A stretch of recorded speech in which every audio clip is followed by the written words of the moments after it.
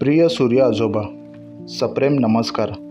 मी पृथ्वीवर राहणारा एक छोटासा जीव, पण तुम्ही आमच्यासाठी, सर्वांसाठी, साऱ्या विश्वासाठी आमच्या आजोबांसारखेच आहात. म्हणून तुम्हाला मी आजोबा म्हणूनच संबोधणार आहे. कारण तुमचं वयच कित्येक कोटी वर्षांचं आहे, तितका माझा अभ्यास देखील नाही. तुम्ही अगदी थोर मोठ्यांसारखे साऱ्या सृष्टीवर नजर ठेवून असता. तुमच्या प्रकाशाने सर्व विश्व उजळवून काढता. तुम्ही तुमच्या कार्यास कधीच चुकत नाही.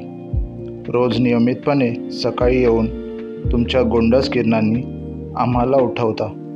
दिवसभर तुमच्या तापत्या किरणांचा धाक ठेवून आम्हाला कार्यरत ठेवता.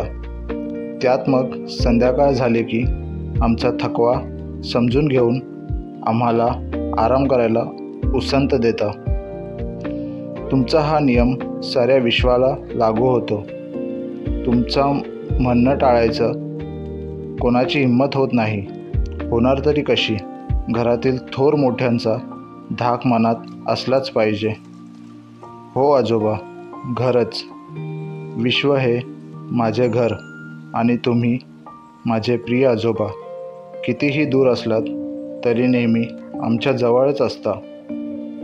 तुमच्या तळपत्या किरणांचा आम्हाला त्रास होऊ नये म्हणून तुम्हीच आमच्या भोवती किरणांच्या मदतीने ओझोन लेअरचे संरक्षण भिंत उभी केलीत.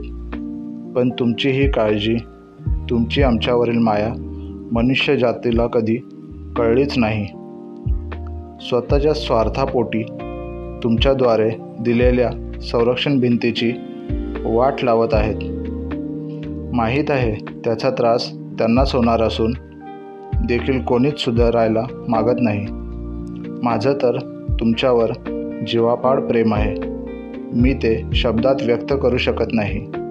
मला तुमचे दिवसभराचे विविध रूप बघायला खूप आवडतं. ते पुन्हा पुन्हा बघायला मिळावं म्हणून फोनच्या कॅमेऱ्यात ते टिपून देखील ठेवतो. तुमच्याकडून खूप काही शिकण्यासारखं आहे. ते मी सगळं शिकण्याचा नेहमी प्रयत्न करत असतो. शिकून ते चांगले विचार लोकांपर्यंत देखील पोचवण्याचा प्रयत्न करतो.